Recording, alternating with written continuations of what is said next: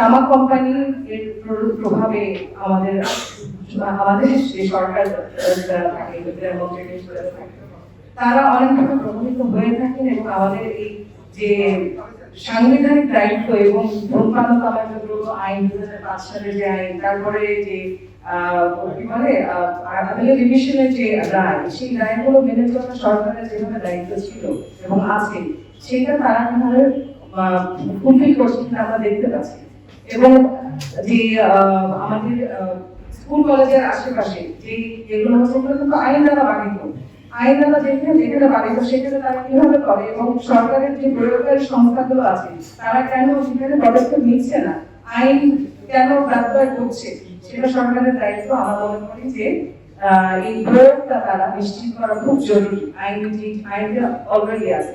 হ্যাঁ, আমরা যারা আছি এখানে আছি, যারা তামাক নিষিদ্ধকরণে অনেকদিন ধরে কাজ করছে, তারা সিঙ্গেল সহায়তা এটির ব্যাপারেও অনেকভাবে আমরা চেষ্টা করেছিলাম যাতে না হয়। স্কুল কলেজে আশেপাশে স্কুল কলেজের বাচ্চারা তারা কিন্তু এত টাকা দিয়ে পুরো প্যাকেট কিনতে পারবেন না।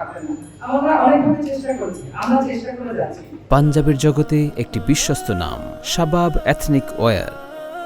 এবং আমাদের সচেতন হওয়া এই কারণেই দরকার, কারণ এই তামাক কোম্পানিগুলো এই ইমার্জিং টোবাকো প্রোডাক্ট, সিগারেটের মতো আর অনেক প্রোডাক্ট তারা বিশ্বব্যাপী প্রচলন করেছে, সেগুলো যাতে না আসতে পারে। এই যে আমাদের যেখানে 2016 সালের একটি আইন আছে, রায় আছে, সেখানে বলা হয়েছে যে আস্তে আস্তে ধাপে ধাপে তামাক বন্ধ নিষিদ্ধ করতে হবে। তার মানে নিষিদ্ধের দিকে আমরা যেখানে যাচ্ছি সেখানে নতুন প্রোডাক্ট আসার কোনো প্রশ্নই ওঠে না। তো সেখানে আমি বলতে পারি যে আমাদের প্রয়োজন জনসচেতনতা বৃদ্ধি করা।